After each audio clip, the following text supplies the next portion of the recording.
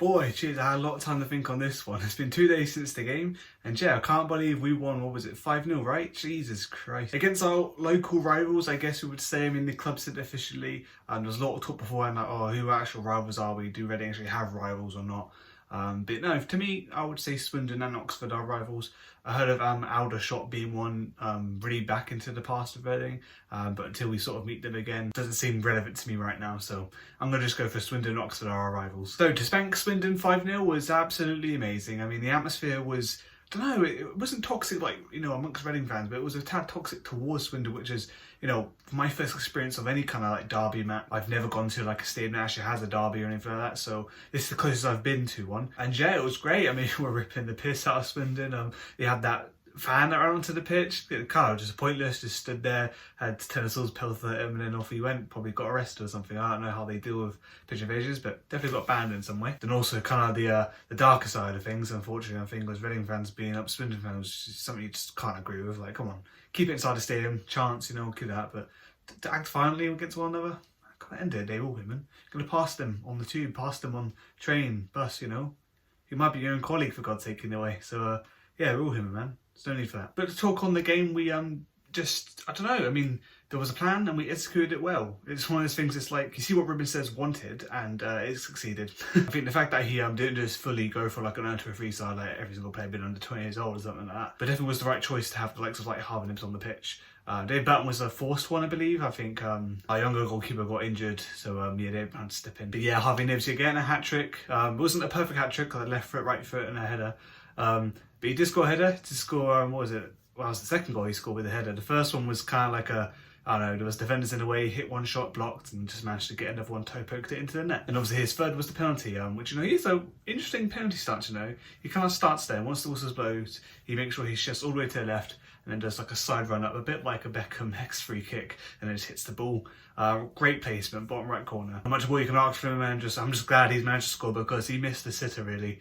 He didn't finish well at all. The last game we played, he didn't finish well against the what team was that? I can't quite remember. Oh well, it's the last game we played anyway. That wasn't just the only goals we scored, there was two more to talk about. So we've got Makaru's goal, which was it a Ficker's free kick, which, oh my god, just a great save, I have to say. A great save by the Swindon goalkeeper for that. But no, just pull it, he should have put it out of the danger spot.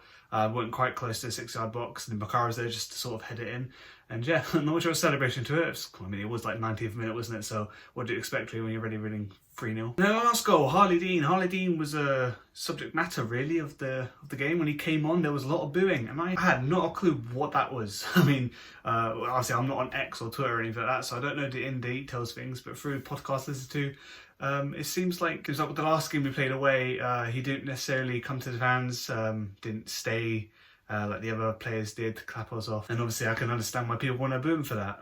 But yeah, no, to boo him constantly when he received the ball and everything like that was a bit much, I have to say. Like, come on now. Like, I get we're winning and you kind of like pelter a player, but he is our player and he is going to try hard to play the game.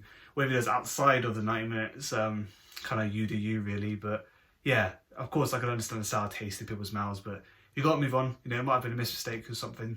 Misunderstandings, who knows. What happened during the game, there wasn't a whole lot apart from those goals. I mean, Swindon didn't really have a chance.